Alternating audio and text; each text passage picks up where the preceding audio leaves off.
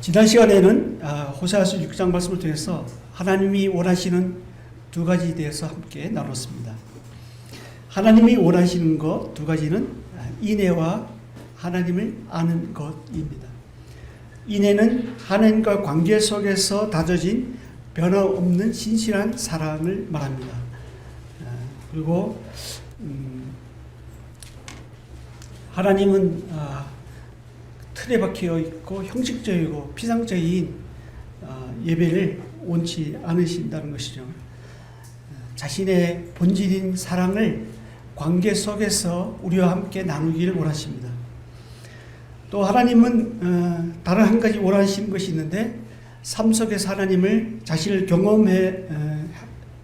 경험해서 자신을 알기를 원하신다는 것입니다.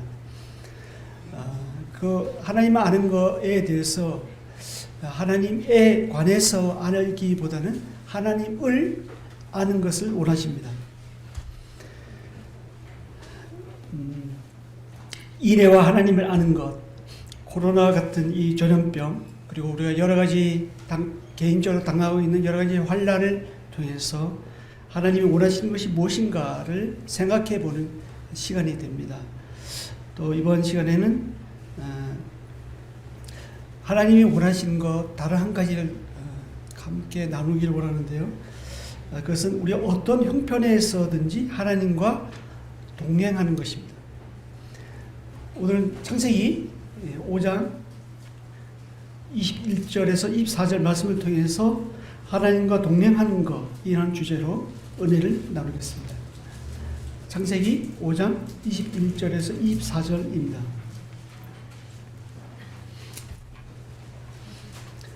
찾으셨으면 짧으니까 함께 읽어볼까요?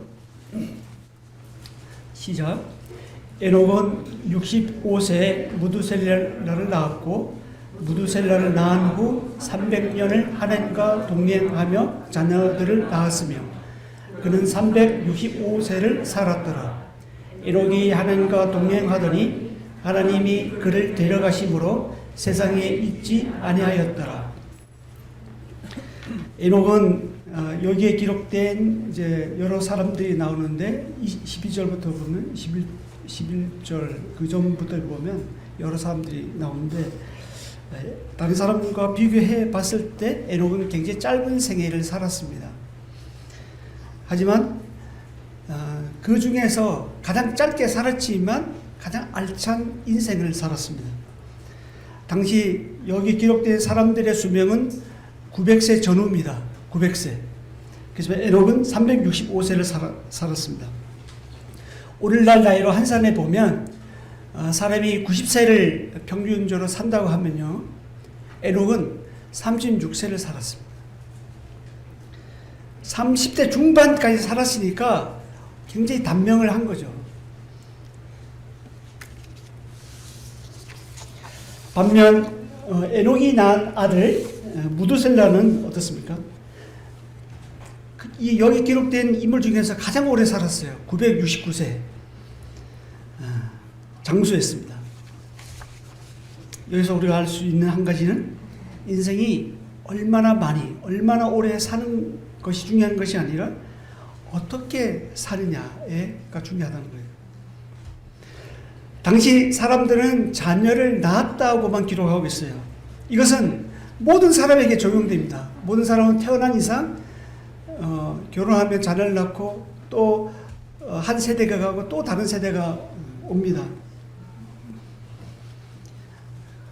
그렇지만 에녹은 65세 무두셀라를 낳은 후 300년 동안 하나님과 동행하다가 하면서 자녀를 낳았다고 기록하고 있습니다. 그가 산 횟수가 365년입니다. 이건 1년의 횟수와도 같죠. 1년의 날수와 똑같습니다. 1년 365일 매일매일 하나님과 동행하는 것. 인생에서 이것만큼 가장 가치 있는 것이 있을까? 가장 가치 있다는 것을 강조한 것 같습니다. 근데 이 말씀에 좀 전에 읽은 이 창세기 5장 이 말씀에 보면 에녹이 하나님과 동행했다고 하는데 어떻게 하나님과 동행했는지는 알 수가 없습니다. 왜냐하면 기록이 없기 때문이죠.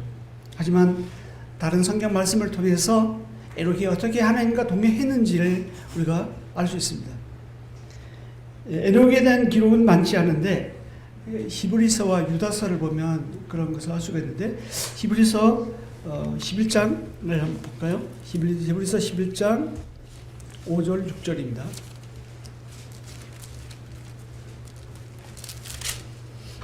히브리서 11장 5절 6절 제가 읽겠습니다. 믿음으로 에녹은 죽음을 보지 않고 옮겨졌으니 하나님이 그를 옮기심으로 다시 보이지 아니하였느니라. 그는 옮겨지기 전에 하나님을 기쁘시게 하는 자라 하는 증거를 받았느니라. 믿음이 없이는 하나님을 기쁘시게 하지 못하나니 하나님께 나아가는 자는 반드시 그가 계신 것과 또한 그가 자기를 찾는 자들에게 상 주시는 이심을 믿어야 할지니라. 하나님과 에녹처럼 하나님과 동행하는 사람의 특징은 첫 번째로 하나님을 기쁘시게 해 드린다는 것입니다. 에녹의 종말은 비밀에 쌓여 있습니다. 다음에 우리는 5절 말씀에 보면, 히브리서 11장 5절 말씀에 의하면 열왕기하 2장 11절에 나오는 엘리야처럼 죽음을 보지 않고 하늘로 올라갔음을 알 수 있습니다. 에녹이 하나님께 옮겨짐을 받은 이유가 오늘 본문 말씀, 이제 오늘 아까 읽었던 본문 말씀 창세기 5장 24절에서 나오는데, 그것은 하나님과 동행했기 때문입니다. 근데 에녹이 어떻게 하나님과 동행했는지 그 근거가 바로 지금 읽은 히브리서 11장 5절 6절에 나옵니다. 바로 하나님을 기쁘시게 하는 자라 하는 증거를 받았다는 것입니다. 어떻게 하면 하나님을 기쁘시게 해드릴 수가 있을까? 어떻게 하면 그런 하나님을 기쁘시게 하는 증거를 받을 수 있을까? 그것은 6절에 나오는데요. 믿음이 없이는 하나님을 기쁘시게 하지 못한다고 나오고 있습니다. 이 말씀에 의하면 하나님을 기쁘시게 하는 것에는 오직 믿음이 요구됩니다. 이 경우에 믿음은 다시 두 가지로 나누어지는데요. 6절에 보면 하나님이 계신 것을 확신하는 것, 또 하나는 하나님이 자기를 찾는 자에게 상 주실 이심을 믿는 것입니다. 즉 하나님 앞에서 합당하게 살려고 노력하는 사람에게 보상해 주시는 하나님을 믿는 것입니다. 하나님을 기쁘시게 하는 자라 증거를 받는 그 첫 번째는 하나님이 계신 것을 믿는 것입니다. 하나님이 계신 것을 믿는다는 것은 눈에 보이지 않는 하나님에 대한 신뢰를 의미합니다. 하나님이 계신 것을 믿는 것, 너무나도 당연한 말씀이잖아요. 그런데 실은 우리가 일상생활을 살아가면서 순간적으로 잊어버릴 때가 한두 번이 아닙니다. 특히 죄를 지을 때는 더 그렇고요. 특히 가만히 생각해보면 내가 말씀을 읽지 않고 이렇게 기도 안 하고 살아갈 때, 특히 내 마음대로 내 생각대로 살아갈 때는 더 그렇습니다. 우리가 하나님을 믿는 믿음의 사람이지만 순간순간에 불신자처럼 살아갈 때도 있습니다. 순간적으로 하나님이 계시지 않는 것처럼 생각합니다. 하나님이 계신 것을 믿으면서 죄 짓는 일을 용감히 하는 사람은 아무도 없습니다. 쉽게 말하면 우리가 이곳에 모였는데 우리가 은밀하게 하는 그 행동을 지금 이곳에 많은 사람 앞에서 이곳에서 내가 그것을 할 수가 있다면 그것은 해도 되는 거예요. 근데 조금이라도 꺼리낌이 있다 하면 그것은 하지 않는 것이 좋은 것입니다. 이와 같이 우리가 지금 하나님 앞에 있다고 하면 하나님이 기뻐하지 않는 일을 우리가 결코 하지 않게 될 것입니다. 저는 그런 생각을 해요. 불현듯 지금 죽으면 이 상태 그대로, 이 모습 그대로 하나님의 앞에 있게 될 텐데 라는 생각을 합니다. 그러면서 섬찟해져요. 그리고 지금 현재 이 모습 그대로 하나님 앞에 서게 된다면 저는 아무 말도 할 수 없다는 것을 압니다. 왜냐하면 많은 것을 하는 것 같지만 사실 하는 것이 아무도 없거든요. 다시금 현실 세계에 돌아와서 저 사실을 직시해 보면 그저 하나님의 은혜만을 구할 뿐입니다. 잠언 5장 21절에 보면요, 이런 말씀이 나옵니다. 대저 사람의 길은 여호와의 눈 앞에 있나니 그가 그 사람의 모든 길을 평탄하게 하시느니라. 대저 모든 사람의 길은 여호와의 눈 앞에 있다. 여호와의 눈 앞에 있다는 이 말씀은 라틴어로 메 비디트 데오스입니다. 즉 하나님이 나를 보고 계신다는 뜻입니다. 창세기 39장에 나오는 요셉은 비록 아무도 자기를 감시하거나 관찰하거나 보지 않는 그 타국 땅에 혼자 있었지만 그런 하나님 앞에 있는 것처럼, 하나님이 자신을 보고 있는 것처럼 메사에 그렇게 행동했습니다. 그래서 보디발의 아내가 자신을 유혹해 올 때 그 자리를 뿌리칠 수 있었던 것입니다. 시편 14편 1절에는 이런 말씀이 나옵니다. 어리석은 자는 그의 마음에 이르기를 하나님이 없다 하도다. 이 말씀은 물론 불신자를 가리켜 의미합니다. 그런데 때로는 우리 성도할지라도 가끔 어리석은 자처럼 하나님이 없는 것처럼 생각할 때도 있습니다. 하나님을 제쳐놓고 생각하고 계획하면서 살아가는 삶의 태도를 이 말씀에서, 시편 이 말씀에서 말씀해 주고 있습니다. 하나님이 계시긴 하지만 아주 멀리 하늘에 계시기 때문에 이 땅에서 일어나는 모든 일들을, 나의 음란한 일들을 마치 저는 모르시는 것처럼 생각합니다. 그렇지만 에녹은 하늘로 옮겨지기 전에 하나님을 기쁘시게 하는 증거를 받은 자로서 하나님과 300년 동안 동행했습니다. 그는 하나님이 계신 것을 믿었습니다. 그리고 그는 하나님이 자기를 찾는 자에게 상 주신 이심을 믿었습니다. 자기를 찾는 자에게 상 주시는 자를 믿는 그 하나님, 이것은 뭐냐면 소망을 이 땅에 두는 것이 아니라 하나님께 두었다는 뜻입니다. 성도라고 해서 모두가 다 똑같지 않습니다. 우리가 구원을 얻는 믿음에는 차별이 없지만 거룩하게 자신을 구별하는 일에 있어서는 차별이 있습니다. 다 알다시피 고린도전서 3장 10절에서 15절에 보면 인생을 건축자에 비유하죠. 어떤 사람은 모든 성도는 예수 그리스도라는 터 위에 자기를 건축합니다. 어떤 사람은 금, 은, 보석으로 짓습니다. 어떤 사람은 나무집 그리고 풀, 나무집으로 짓습니다. 인생의 결산하는 날이 오면 각 사람의 공적이 불에 탈 것입니다. 만약 그대로 있으면 상을 받겠지만 불타면 해를 받는다고 나옵니다. 즉 부끄러운 구원을 말합니다. 이 부끄러운 구원이 어떤 의미일까? 우리가 다 이해할 수 없겠지만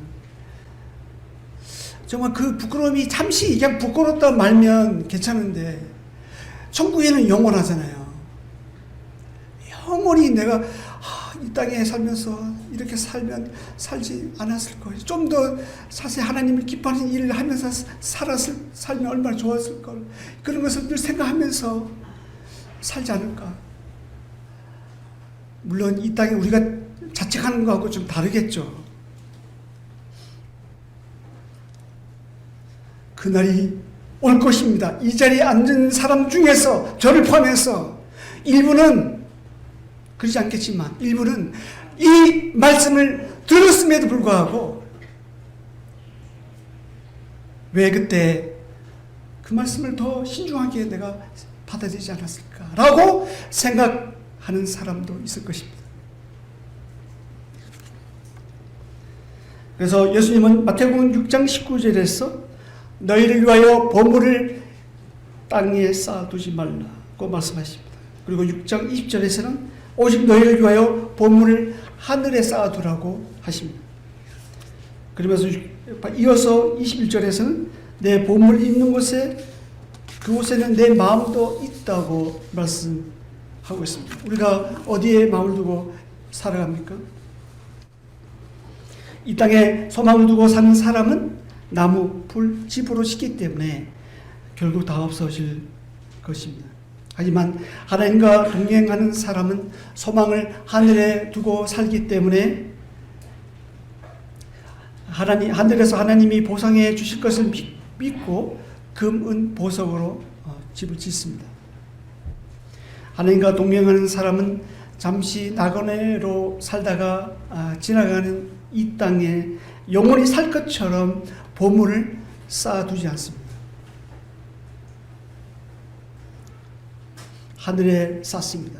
하나님은 자기를 찾는 자들에게 상 주시는 이심을 믿는 자를 기뻐하십니다. 히브리서 13장 14절에 보면 이 땅에는 영구한 도성이 없다고 말씀하시잖아요. 우리가 영원히 거할 도성은 하늘나라입니다. 우리가 거할 곳이 하늘나라입니다. 이 땅에는 잠시 지나갈 주막과 같은 곳입니다. 에녹처럼 우리가 하늘에 소망을 두고 하나님이 계신 것과 그리고 자기를 찾는 자에게 상 주시는 이심을 믿는 것이 그렇게 하나님과 동행하는 저와 여러분이 되면 얼마나 좋겠습니까? 우리가 어디에 가치를 두고 사느냐가 우리의 삶을 결정합니다. 그렇다고 우리가 하나님이 기쁘시게 해드리기 위해서 어떤 행위를 강조하고 율법에 매여 살려고 말씀드리는 것이 아닙니다. 하나님은 무엇이 부족해서 우리가 드리는 그 어떤 것으로 기뻐하시지 않으십니다. 우리 존재 그 자체를 기뻐하십니다. 그리고 자신과 관계하는 것을 기뻐하십니다. 부모도 마찬가지잖아요. 자녀가 어떤 이쁜 행동을 하면 얼마나 기쁨이 돼요.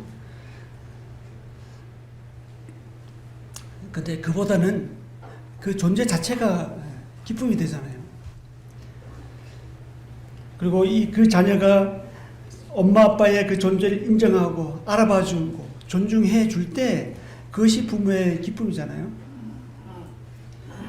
이처럼 하나님도 자신이 내가 하나님이심을, 내가 하나님됨을 알아주고 인정하고 존중하고 경외하는 그 사람들을 하나님이 기뻐하십니다. 하나님과 동행하는 것의 특징 두 번째는요, 유다서에서 찾아볼 수 있는데 뒤에 요한계시록절에 있습니다. 유다서 14절부터 16절 제가 한번 읽겠습니다.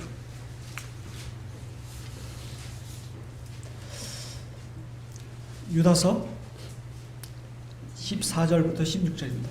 아담의 7대의 손 에녹이 이 사람들에 대하여 또 예언하여 이르되 보라, 주께서 그 수만의 거룩한 자와 함께 임하셨나니 이는 뭇 사람을 심판하사 모든 경건하지 않는 자가 경건하지 않게 행한 모든 경건하지 않는 일과 또 경건하지 않는 죄인들이 주를 거스러 한 모든 완악한 말로 말미암아 그들을 정죄하려 하였느니라.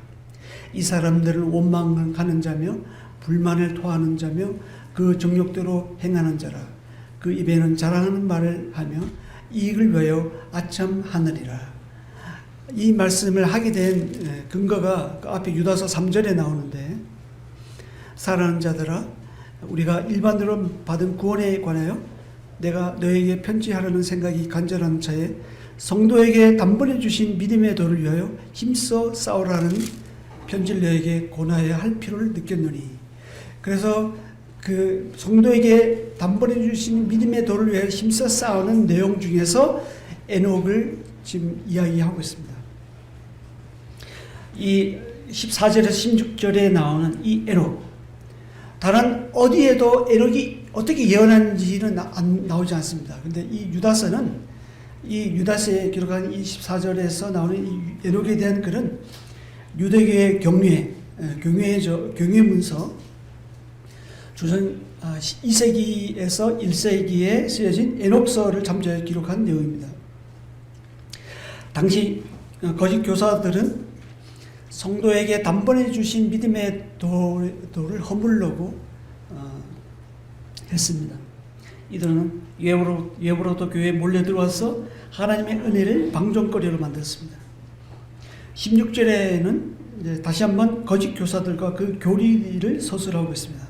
그들은 원망을 하고 불만을 토하고 자기들의 정욕대로 행할 뿐 아니라 자랑하고 아첨해서 교회 안에서 분열을 조장했습니다. 이 말씀은 거짓 교사들뿐만 아니라 거짓 영에 사로잡혀 종노릇하는 당시 사람들의 모습을 잘 대변해 주고 있습니다.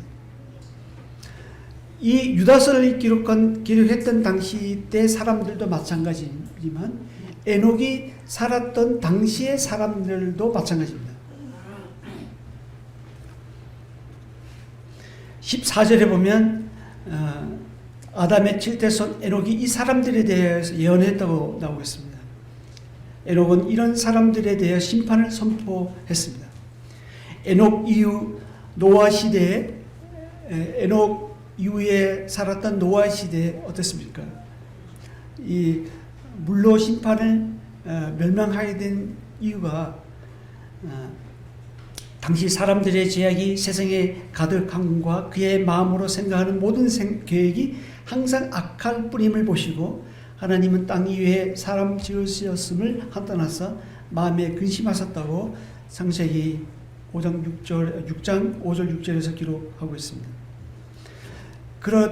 노아 당시 때 살았던 사람들이 그랬으니까 그 전에 살았던 에녹 시대에도 이미 경건하지 않는 사람들이 많았던 것으로 보입니다. 많은 사람들이 하나님과 하나님의 뜻에 거슬려 본성적으로 살고 있었습니다. 에녹은 이러한 당시 사람들의 죄의 실상을 폭로하면서 하나님의 심판을 선포했습니다.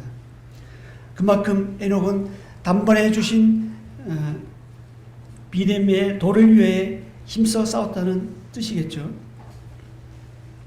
하나님과 동행하는 사람의 특징은 에녹처럼 하나님과 그 뜻을 거스리는 죄와 피 흘리는 데까지 싸우는 데 있습니다.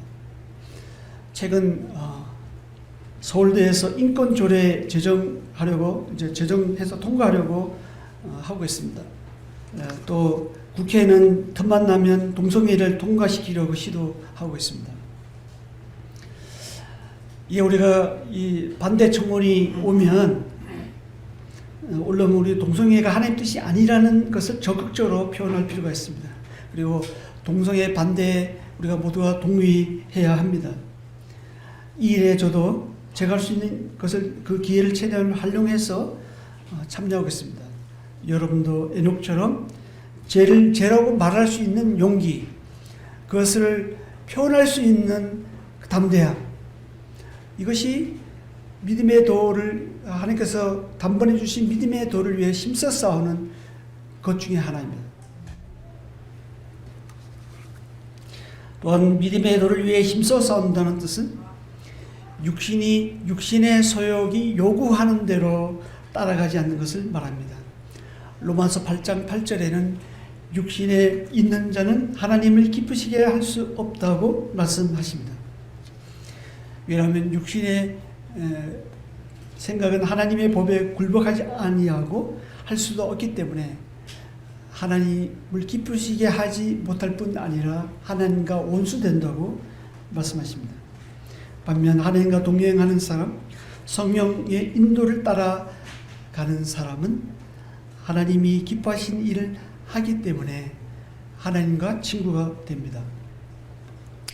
세 번째로 하나님과 동행하는 것에 에녹처럼 하나님과 동행하는 사람의 특징 세 번째를 한번 보겠는데 창세기 6장 한번 보겠습니다.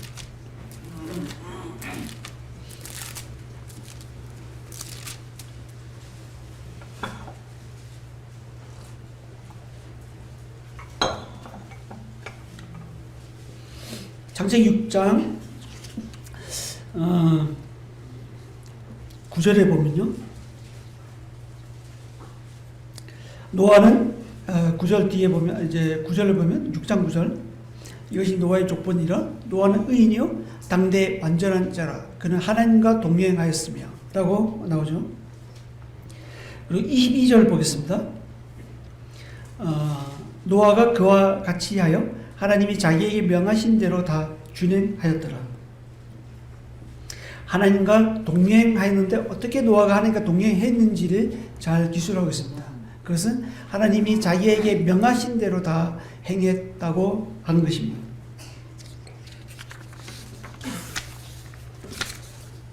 에녹도 노아처럼 하나님이 자기에게 명하신 대로 다 준행했을 것입니다.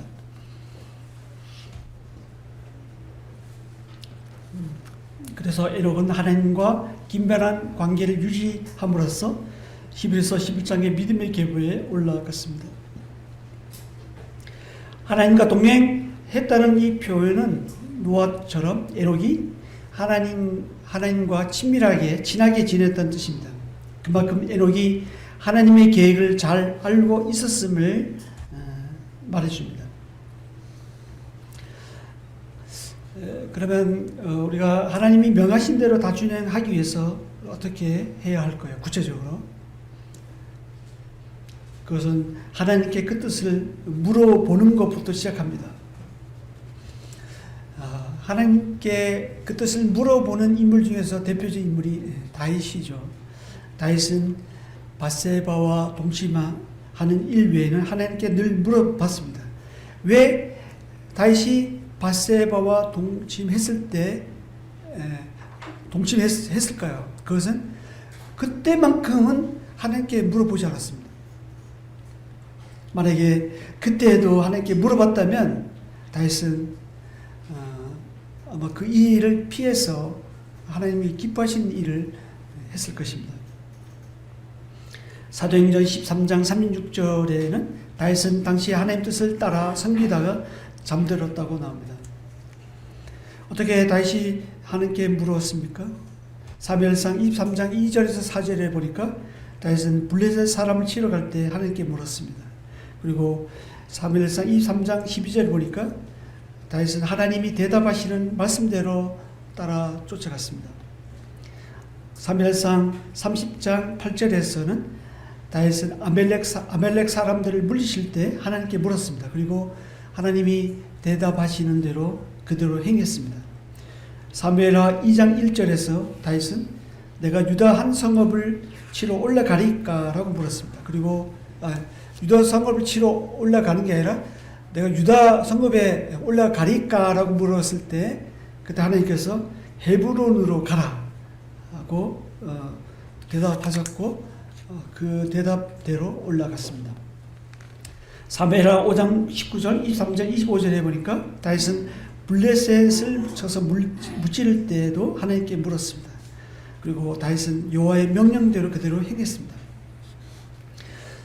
이처럼 다윗은 하나님이 자기에게 명하시는 대로 행하기 위해서 하나님께 그때 물었습니다. 어린아이처럼 무엇을 해야 할지, 어디로 가야 할지 매번 일이 있을 때마다 물었습니다. 이것이 실질적인 하나님과 동행하는 자의 모습입니다. 반면 하나님과 동행하지 않는 자의 모습은 사울에서 잘 찾아볼 수 있는데 사울은 하나님께 묻지 않았다는 것입니다. 역대상 10장 13절 14절에 보면요. 사울이 죽은 것은 여호와께 범죄하였기 때문이라. 그가 여호와의 말씀을 지키지 아니하고 또 신접한 자에게 가르치기를 청하여 여호와께 묻지 아니하였으므로 여호와께서 그를 죽이시고 그 나라를 이새의 아들 다윗에게 넘겨 주셨더라. 이 말씀에 의하면 사울은 여호와께 묻지 않고 신접한 자에게 물었습니다. 이것이 사울 왕이 하나님께 버림받아 죽은 이유입니다. 사울이 하나님께 묻지 않으니까 어때요? 하나님이 자기에게 명하신 것을 알 수가 없었고 자기에게 명하신 대로 할 수가 없었죠. 그러니까 결국은 자기 뜻대로 자기 생각대로 행했습니다. 요즘 우리 사는 이 시대에 또 하나님께 묻지 않는 한 사람이 있습니다. 요즘 신곡 테스형으로 인기몰이하고 있는 나훈아입니다. 그는 70대 중반, 올해 73살인데 70대 중반에 접어들고 있는 동안에 그동안 살아보니까 많은 인기를 누리고 있었잖아요. 시청률 30%라면 엄청난 거예요. 그럼에도 불구하고 자신을 돌아보니까 인생 무상을 깨달은 것 같아요. 그래서 사랑이 뭔지, 인생이 뭔지, 죽으면 천국이 있는지 그것을 하나님께 물어야 되는데 소크라테스 형에게 물은 거예요. 어떻게 알겠습니까? 그 노래에 요지는 거예요. 테스 형도 모르는데 남들 알겠느냐? 이에요. 당연하죠. 그 질문은 소크라테스에게 물어볼 것이 아니라 하나님에게 물어봐야 되는데 말이죠. 이와 같이 사울왕이 그랬어요. 한때는 하나님 영에 충만했던 이 사울이 사무엘이 죽자 신접한 여인을 찾아갔습니다. 그리고 그에게 물었어요. 여기서 알 수 있는 게 뭐냐면 하나님과 동행하는 사람과 동행하지 않는 사람의 가장 두드러진 차이점은 하나님께 묻느냐 묻지 않느냐에 있다는 거예요. 저와 여러분은 지금 한 주 살면서 얼마나 하나님께 물었습니까?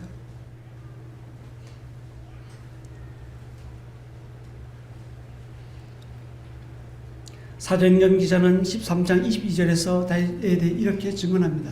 내가 이새의 아들 다윗을 만나니 내 마음에 맞는 사람이라 내 뜻을 다 이루리라.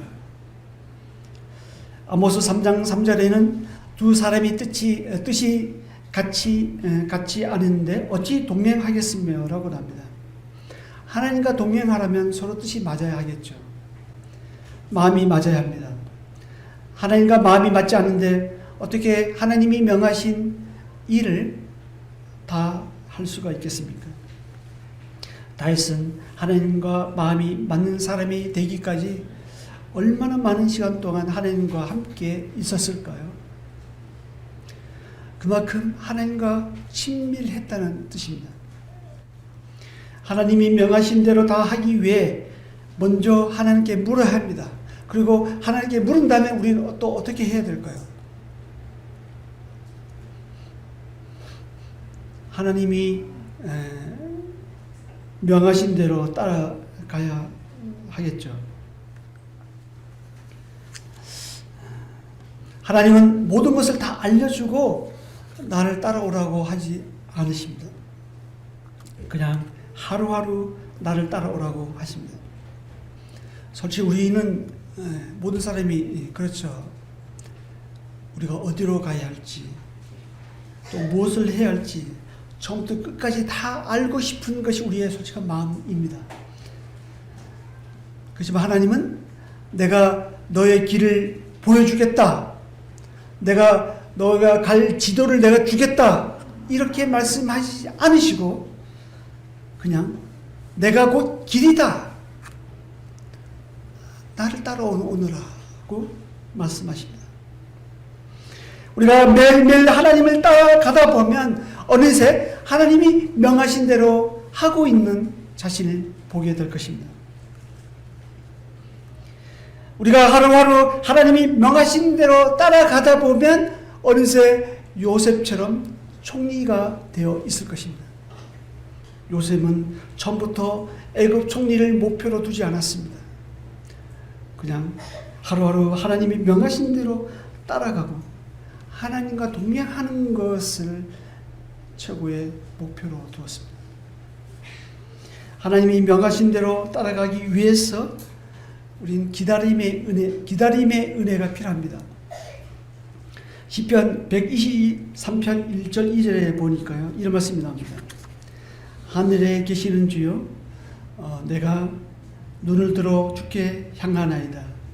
상전의 손을 바라보는 종들의 눈같이, 여주인의 손을 바라보는 여종의 눈같이 우리의 눈이 여호와 우리 하나님을 바라보며 우리에게 은혜 베풀어 주시기를 기다리나이다.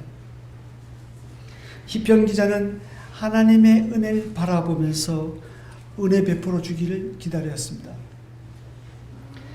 이와 같이 하나님과 동행하는 사람들은 하나님을 바라보면서 하나님의 은혜를 베풀어 주시기를 기다릴 줄 압니다. 근데 이 기다리는 것이 잘 안 되는 영역이에요. 이게 사울 왕도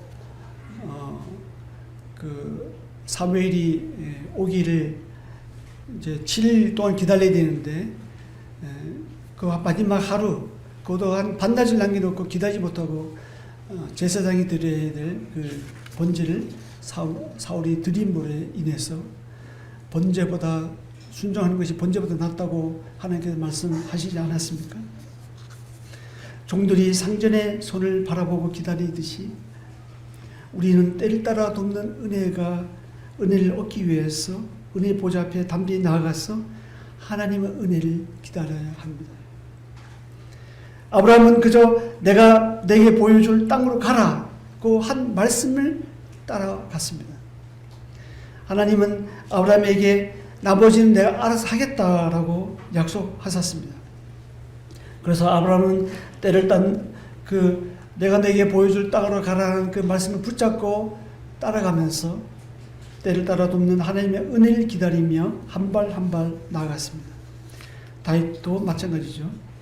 매일매일 하나님 뜻을 따라갔습니다. 모세와 이스라엘도 마찬가지입니다. 낮에는 구름 기둥, 밤에는 불기둥이 인도하는 대로 따라갔습니다.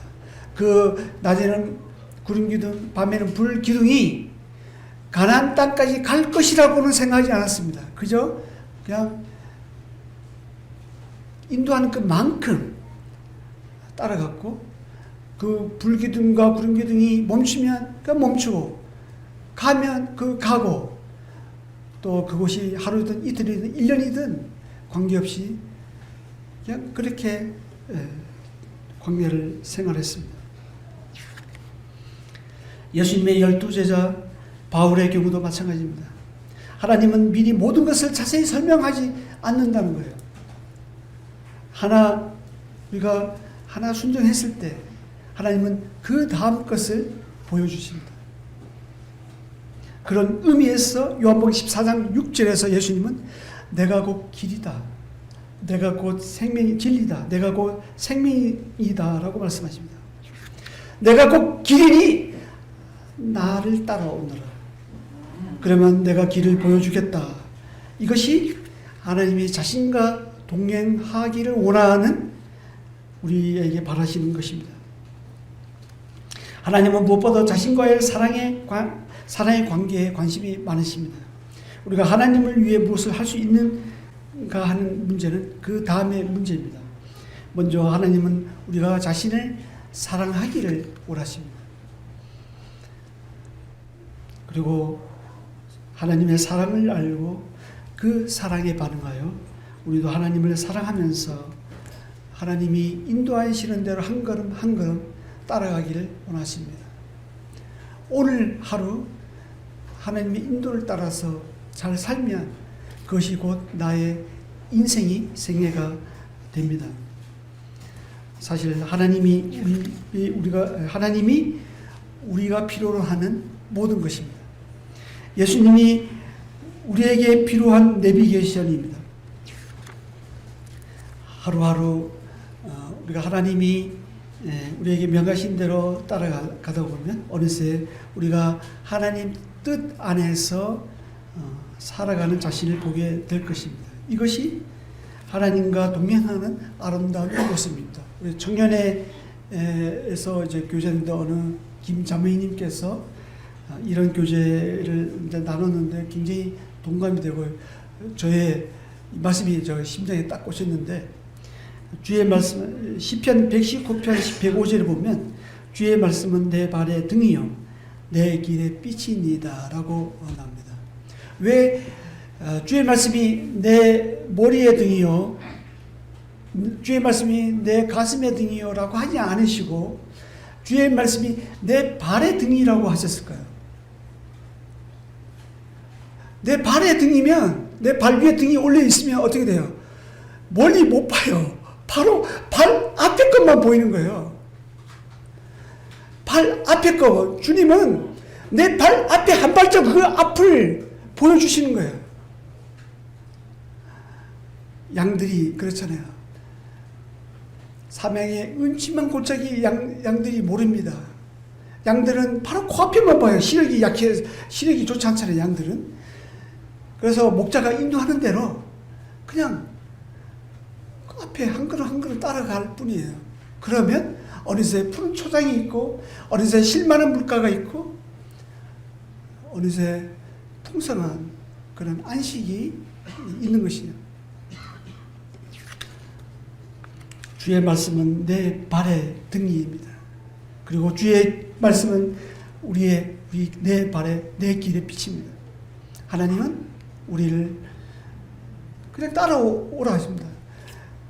하나님과 동행하는 것이 같이 가는 거잖아요. 옆에 하나님이 인도하는 대로. 우리는 예수님 믿기로 작정하는 것은 어차피 우리가 나의 것을 포기하고 내가 그리스도와 함께 죽었다는 것을 나는 인정하고, 나는 그렇게 간주하고, 그리스도를 나의 뜻으로, 그리스도가 나의 주인으로, 그리스도가 이끄는 대로 내가 가겠다라고 고백하는 것이 거듭난 그리스도인의 간증이 아니겠습니까? 정리하겠습니다. 오늘은 창세기 5장 21절에서 24절 말씀을 통해서 하나님과 동행하는 것이라는 제목으로 세 가지 나눴습니다. 하나님과 동행하는 자의 특징, 첫 번째는 하나님을 기쁘게 해드린다는 것입니다. 여기에는 두 가지 믿음이 요구되는데요. 하나는 하나님이 계신 것을 믿는 것과 하나님이 자기를 찾는 자에게 상 주시는 이심을 믿는 것입니다. 하나님이 계신 것을 믿는 것은 눈에 보이지 않는 하나님을 깊이 신뢰하는 것을 의미합니다. 그리고 하나님이 지금 나를 보고 계신다는 사실을 아는 것으로서 하나님이 기뻐하십니다.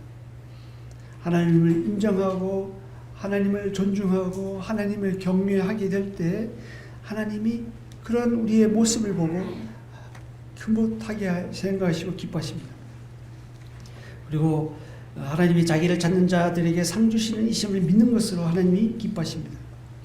이것은 우리의 소망을 이 땅에 두지 않고 하늘에 두면서 사는 것을 의미합니다. 둘째, 하나님과 동행하는 자의 특징은 믿음의 도를 위하여 힘써 싸운다는 것입니다. 당시 사람들은 경건하지 않는 일과 하나님을 거스려서 살았습니다. 하나님은 육신에 있는 자를 기뻐하지 않으십니다. 에녹은 거짓 교사들과 당시 불경건한 자들에 대해서 제 실상을 폭로하고 하나님의 심판을 증거했습니다. 이처럼 우리 현 시대에 살아가면서 하나님의 뜻에 거슬리는 세력 앞에서는 우리가 단번에 주신 믿음의 도를 위해서 힘써 싸울 줄 알아야 합니다. 세 번째로 하나님과 동행하는 자는 하나님이 명하신 대로 다 행한다는 것입니다. 에녹은 노아처럼 하나님과 동행하면서 하나님의 뜻을 다 행했을 것입니다. 그러기 위해서 다윗처럼 먼저 하나님께 물어봐야 되겠죠.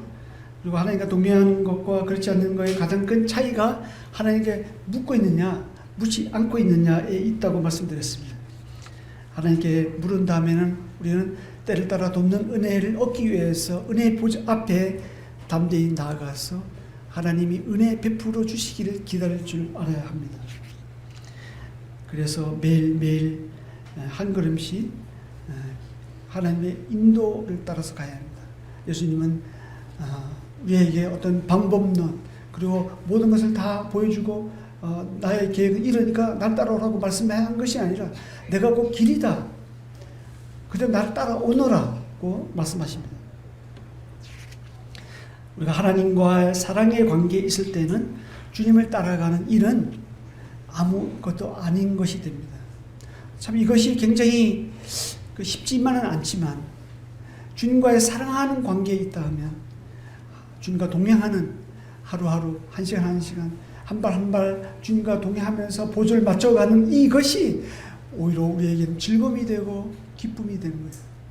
비록 아무것도 하는 것이 없을지라도 그 자체만으로도 행복인 것입니다. 우리가